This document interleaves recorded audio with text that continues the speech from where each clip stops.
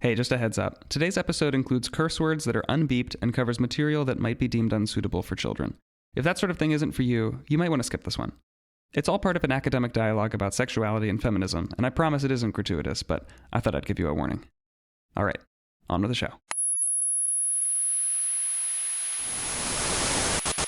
Cool girl. Men always use that, don't they, as their defining compliment. She's a cool girl. Cool girl is hot. Cool girl is game. Cool girl is fun. Cool girl never gets angry at her man. She only smiles in a chagrin-loving manner and then presents her mouth for fucking. She likes what he likes, so evidently, he's a vinyl hipster who loves fetish manga. If he likes girls gone wild, she's a mall babe who talks football and endures buffalo wings at Hooters. When I met Nick Dunne, I knew he wanted cool girl. And for him, I'll admit, I was willing to try. I wax stripped my pussy raw. I drank canned beer watching Adam Sandler movies. I ate cold pizza and remained a size 2. I blew him, semi-regularly. I lived in the moment. I was fucking game. I can't say I didn't enjoy some of it. Nick teased out in me things I didn't know existed. A lightness, a humor, an ease. But I made him smarter, sharper. I inspired him to rise to my level. I forged the man of my dreams.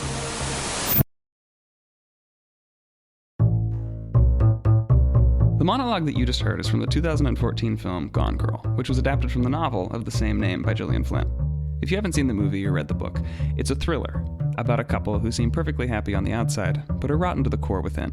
When Amy fakes her own murder, fed up with her miserable marriage to a man she despises, she leaves a trail of incriminating breadcrumbs right to her semi-innocent husband's door. For Nick, the world turns upside down, and the perfect picture of their marriage begins to crumble down around him, and all of his darkest secrets start to float up to the surface. In both the book and the film, Amy delivers this monologue, ripping apart the falsehood of the cool girl. The cool girl, which she admits to having been, is a lie.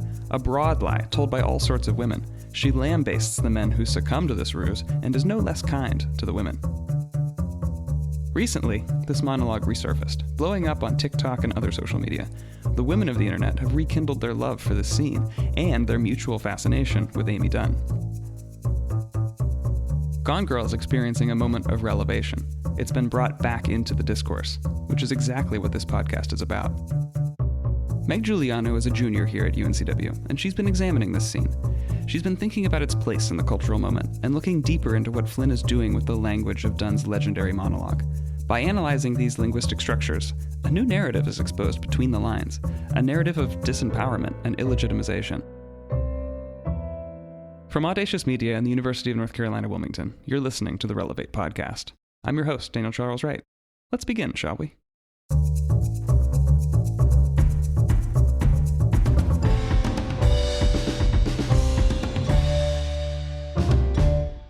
Meg, thank you for coming on the show. Thanks for having me. First off, I was curious, what attracted you to this particular cultural phenomenon, and what made you realize that it needed to be looked at with a more critical lens? So I have loved Gone Girl. I'm not sure if I read the movie first or watched the book, but I love both.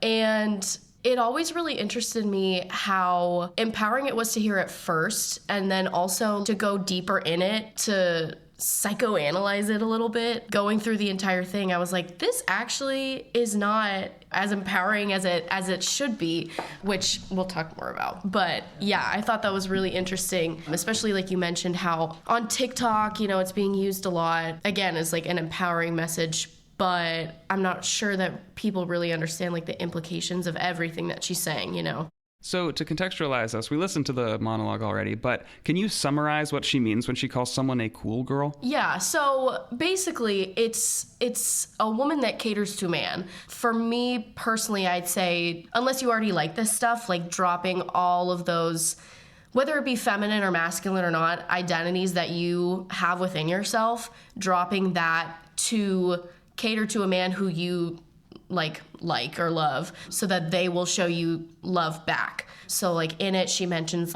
beer drinking girls and like loving hot dogs or burgers or whatever. Pretty basic stuff, but saying that you have to enjoy that for your significant other who, you know, in this case, within like a heterosexual binary is a man. And I want to preface by saying all the things that I'm talking about in my paper are within the heterosexual binary.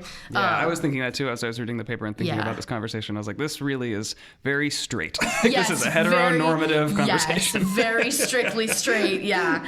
I guess to summarize, like basically dropping those ideals to receive love, whether it's performative or not, from a male partner. Yeah, but it is at its heart disingenuous. Oh, yes, yeah. Can you explain the way that the linguistic structures of this monologue, especially because you get into the syntax, work to actually disempower women that Flynn is describing? So syntax basically is the structure of a sentence. And something that can be seen in a lot of discourse like this is the woman being placed as somebody who just is, and the man is somebody who does. And so within this specific monologue, the woman has to be this type of person so that a man will do something for them, which is, you know, give them love and affection and stuff.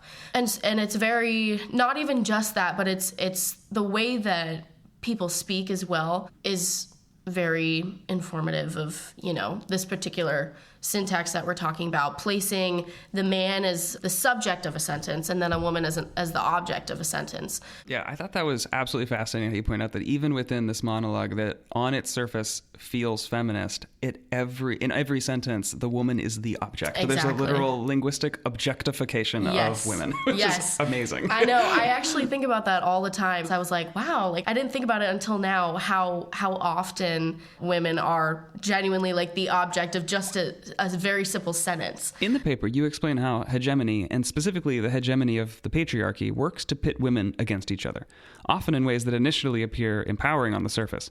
Can you walk us through some of those examples? Right. So basically, in a linguistic sense, hegemony is the social power, so like men, convincing the empowered person to believe that they are empowered. And so through this, Amy is talking about, you know, cool girl has to be this and this and this. And you could say that she is also convincing all of these women to be like this, to receive love from their partners, because I know that the book and the movie monologues are different, but she says that no matter how, like, I guess what genre of person you are, like a party girl or like an emo punk girl, there's different versions of the cool girl. And being like all of these different genres of people, I think a lot of women who are in these heterosexual relationships like to think that they're being themselves around a partner. Me, myself, with my ex-boyfriend, I found myself doing a lot of things that he enjoys because I wanted to enjoy them with him, but in the sense that I didn't enjoy them. Right. And how often did that go the other way? What a loaded question. I noticed you said ex-boyfriend. Yeah. Keyword.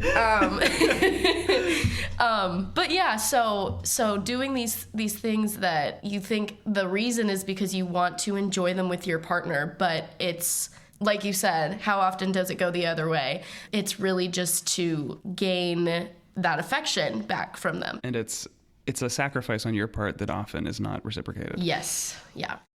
Talk to me about the authorization and illegitimization and how Flynn masterfully weaves both of those ideas into the cool girl monologue. So authorization and illegitimization is basically, to put in like simplest terms, grouping people together. So if you think jocks, nerds, cheerleaders, things like that. And the way that she does it is really interesting, honestly, because she talks about how she hates this type of cool girl, and like she was the cool girl for a time when she was, you know, first dating Nick. And then she goes, I think it's toward the end of the monologue when she's talking about, she says like this bitch, which, you know, is funny on the surface because If you've read the book or you've seen the movie, like her husband has an affair. And so she's kind of talking about this girl. I can't remember her name, but she's talking about the woman that her husband has an affair with and calls her this bitch, which it is kind of funny.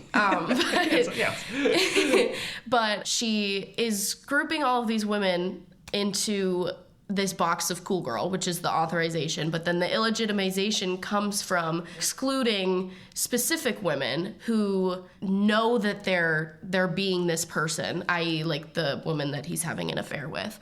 And so it's accepting that these women exist, but then also saying, honestly, like it's kind of malicious intent with how she says it, because she hates these women so much, but then she says that she is one. So it's kind of like the double bind of, damned if you do, damned if you don't, how a lot of women feel that they have to do this, and if they don't, then they may never find a partner. So yeah, I think it's just really interesting how she talks about these women so much and she hates them for being this person. But from a feminist standpoint, it's interesting to see how empowered women hearing this monologue feel, but she's actually tearing these women down, if you think about it. So, yeah. Amy Dunne is a complicated character, that's for sure. Yes.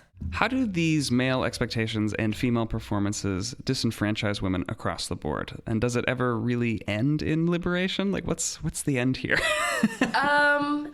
Short answer, no. I was thinking about this question when I was walking in. I think it's so hard to be a woman nowadays, because not only do you have men fighting against you, now you have women. And I think we're seeing more and more of that every single day, which is another interview on its own. But I think there's so much, name calling, specifically that comes from women, even though it does also come from men. I think, like I was saying, like with the double bind, damned if you do, damned if you don't, there's nothing really that I think a lot of women feel that they can do to be the perfect type of woman, which in and of itself is another type of cool girl, you could say. And so, yeah, I think I really don't see any type of end yet, at least. How disappointing. Yeah, how very disappointing. But at least we're talking about it. Right. We're drawing attention to these issues and these stereotypes and the actual problems that they bring up. And I feel like that's even new within the last 10 to 20 years. So that's progress in and of itself. Right. Yeah. Oh, yeah. I think especially, I guess this is sort of off subject, but like with the overturning of Roe v. Wade, I think that was very, very much a catalyst for a lot of these discussions to come to light. And there's not to get like political, but there's not a lot that we can really do without making a big stance on like all of these people in power who have put these laws and systems in place. And so in that regard, I think it's very, very difficult to see a good outcome, but I'm hopeful for one. So. Yeah. No, I completely agree. I think the issue is so complicated and it's so disappointing at every turn because for instance, you have the Me Too movement, which sort of felt like a bold fourth wave of feminism. It was like, okay, like we actually can call out the powers that be, we, meaning women. I'm not a woman, but women felt like they were a little empowered in that moment. It's like, okay, we actually have some checks and balances here. We no longer have to put up with these disgusting men that are taking advantage of us in the business, in any of the industries. And so like it sort of felt like a really empowering moment. And then a couple years later, we've got Roe v. Wade overturned. And it's just like the system saying, actually, no. Yeah. Sorry. Yeah, sorry. You might have thought that you were getting ahead, but actually we're going to take away your bodily autonomy because screw you. It's so disappointing. But yay, women. Yeah, but yay, women. We can talk about things now. Yeah.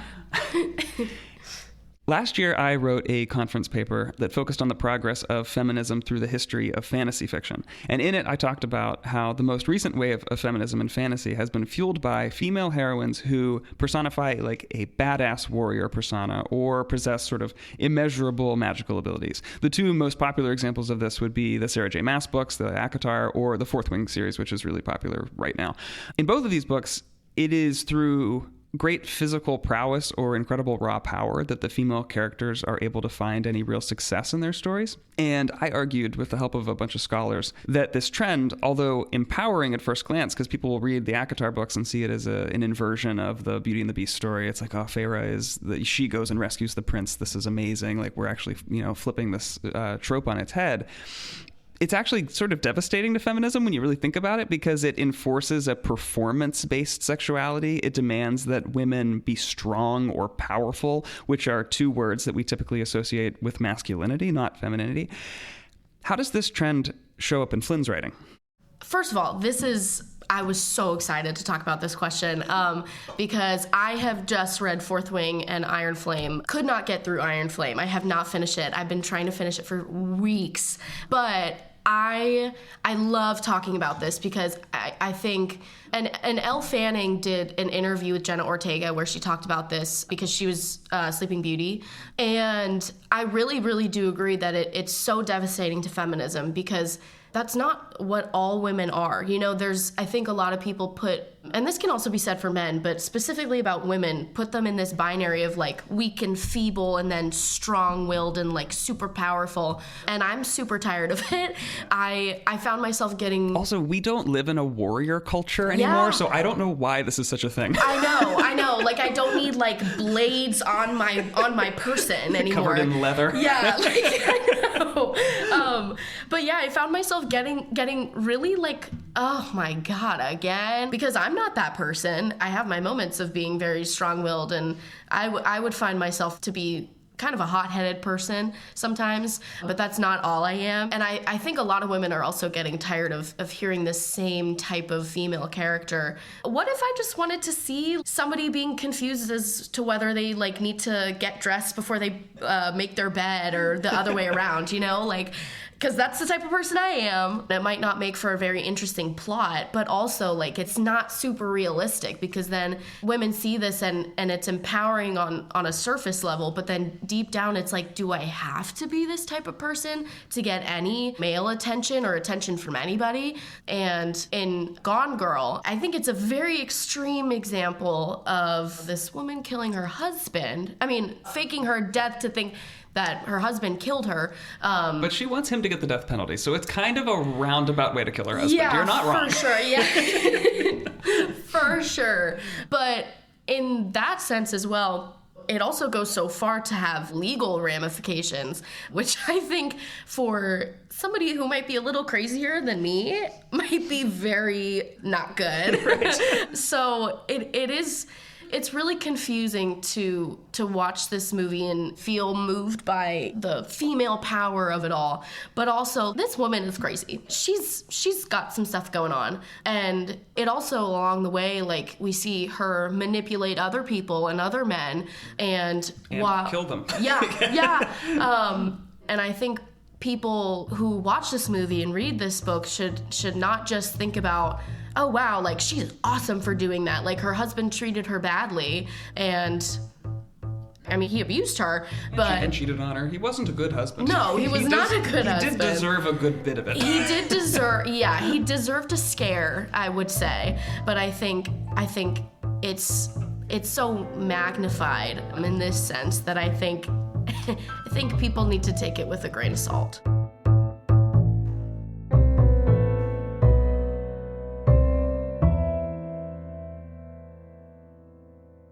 So how do you think that the literary marketplace should adjust, in your opinion? Like, what kinds of women should we be seeing more of in fiction? I don't know. I feel like just very normal women. And normal is such a broad term, but I think it's so tiring to see the same type of character over and over and over. And at this point, they're adding more onto it in every single book that I read. Now she can never die, and like she's the strongest girl ever. Like, not that that's not an interesting thing to talk about. I think it's still good to keep that in the literary canon. But I think just seeing normal types of women, like college students or mothers. I think mothers is a big thing that I would like to see more of. And not just as a side character, as a main character. I think motherhood is such a complex thing. And, a lot of people talk about, I guess, the simplicity of motherhood.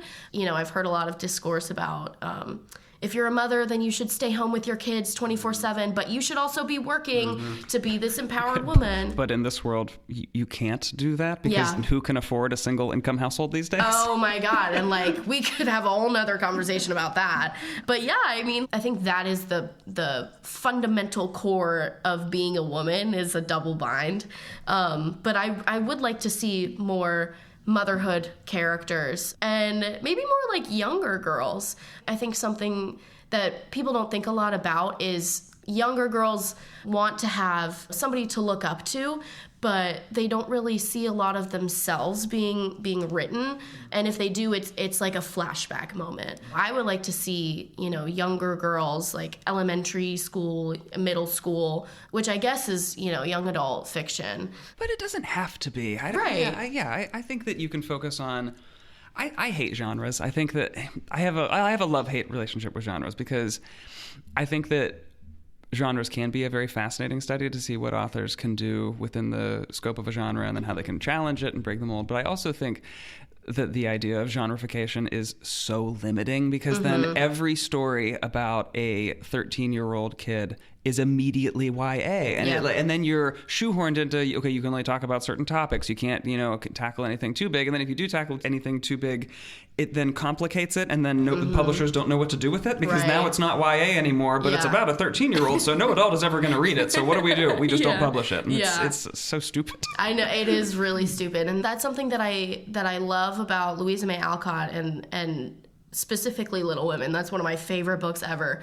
I would like to see more of that specifically, and I hate how it's been, like you said, shoehorned into children's lit, because it's really not. I'd say that it's more YA, about these girls growing into their lives, and like we see them grow up, and it's just a very normal lifestyle. Yeah, none of them have superpowers or can do anything truly like spectacular. They're just normal women living their lives and normal lives are complicated. Yeah, exactly. That's what I love so much about Little Women, is each of the girls have such complex personalities, and I find people identify with one or the other. Me, myself, and I'm an Amy girl.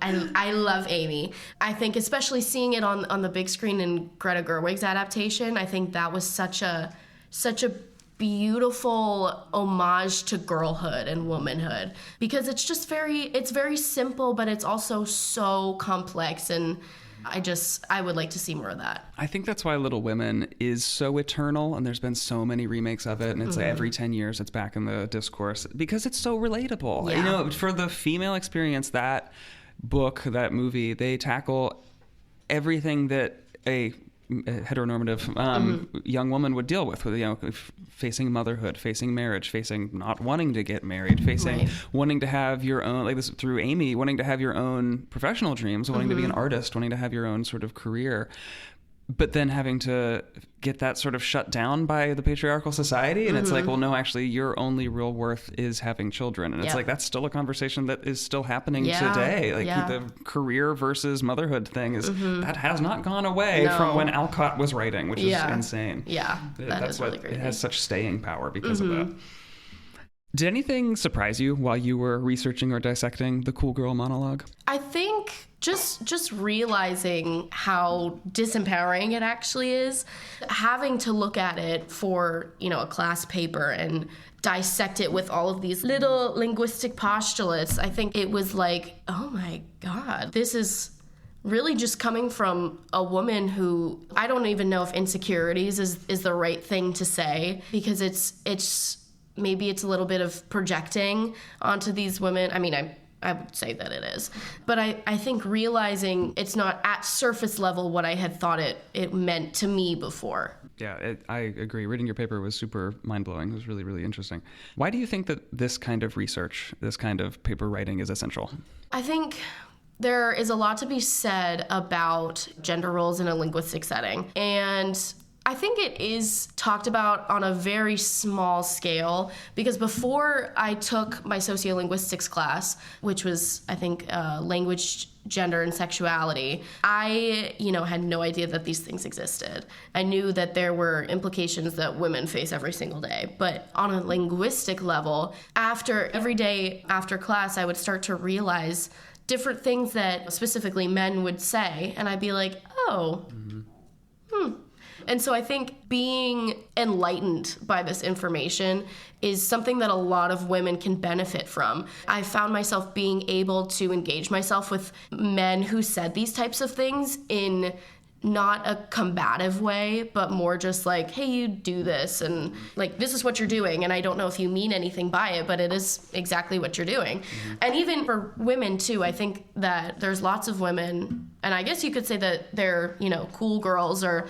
I think the new term for a cool girl is a pick-me girl. Mm-hmm. So similarly to men who say this stuff, I think if we're categorizing these women as like a pick-me girl, it's important to say these types of things exist, because I didn't know what authorization and illegitimization were.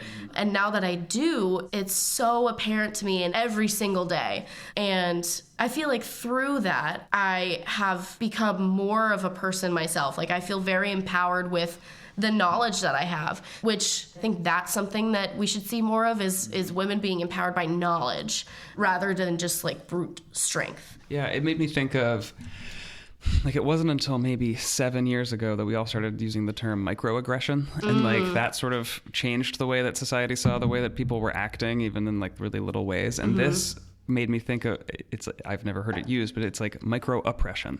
It's like it's like the way that patriarchal hegemony is even in the way that we speak to each other. And it's like, it's like a micro oppression. I was like, that's really interesting. And I think that's why it is important to notice these things and dissect them and then bring them to light. Because it's like, hey, look at what we're doing and not even thinking about. So it's like, and how can we maybe change that? Yeah. I think you just coined a new term. Microaggression. Hashtag microaggression. But no, I think that's super important, is now being intentional with things that you're saying. Yeah.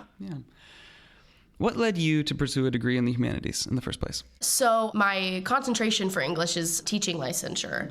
So I've always wanted to be a teacher from like kindergarten. I was sitting in my class thinking about, my classroom's gonna look different than this. And I think I grew up loving books. I would have competitions with my friends to see like how fast we could get through a series.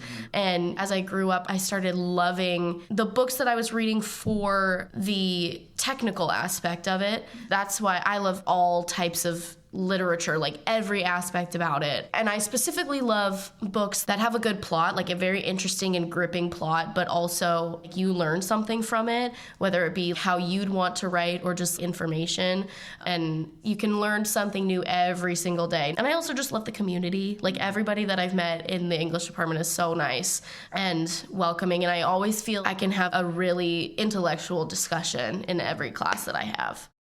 In the midst of the depressing discourse of irrelevance within the colleges, and, you know, English doesn't matter, and all the funding across the country is getting cut to the humanities programs, what gives you hope right now for the future of the humanities? Honestly, I think just how passionate all of my classmates are, especially my professors. There's so much drive to do their jobs. All of them love what they do and care about teaching. And that's something that I think is really important, is caring about teaching kids. But I don't know, I think more young people are kind of getting into reading specifically. That's another byproduct of the pandemic, because we were all locked in our homes, and then book talk on TikTok, that like really made reading a whole lot more popular than it was. Yeah, I agree. And so I think that is something that I am looking forward to. And I work with kids during the summer. I'm a swim coach. And I love to include my English degree with swimming. And so I think being able to have a type of influence on younger kids with something that you love doing so much, I think is really important to like get the younger kids to want to do it. But I think there's been a really huge boom of reading in young kids, which I think is difficult, because a lot of kids I've seen like don't like school, which really sucks. But I don't know, I think I always have this hope for anything that happens that like it'll work out. And so that's kind of just what I'm writing on, is it'll work out. I agree. Okay. I think there's a hunger for it in the culture. And even though it's hard because capitalism doesn't value the liberal arts education, but there's still enough people that want to do it. It's not going to go anywhere. It might change. We might have to reshift the way that we do things, but there's still an appetite for it. And I think that I don't think it's going to go anywhere. It's not going to completely disappear and we'll be a 100% STEM society because that would be boring. There'd be no art. So awful. Nobody wants that. Yeah. Last question that we ask everybody is, what's the best book that you've read recently? This is a really hard question because I have read a few books recently, but like I was saying before, I like books that have such a gripping plot, but also like intellectual, like you learn something from it. I love The Secret History by Donna Tartt. Oh, yeah. That's a great book. Great, fantastic book. I also loved that book. Yes. It's just like, every page I was like, oh my God, this is crazy. And I think the characters are so, it's not something that you see every day. It's so unusual and it's so well written. Yes, I love it. And she inspired a lot of like my writing style. And I also loved learning about, all of the Greek lessons that they went to. That's the book that I recommend everybody. If they need something new to read, I'm like, The Secret History. Meg, thank you for coming on the show. Thank you so much for having me. I had a great time.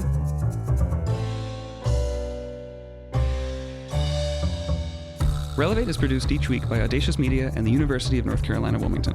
Today's episode was hosted, produced, and edited by myself, Daniel Charles Wright, and executive produced by Dr. Megan Sweeney. Special thanks to Randall Library and the excellent people of the Digital Makerspace for lending us their studio. If you have a project, a paper, or a topic that you'd like to discuss on the podcast, and you're a faculty member or a student of an accredited college or university, please send us an email at relevatepod@gmail.com.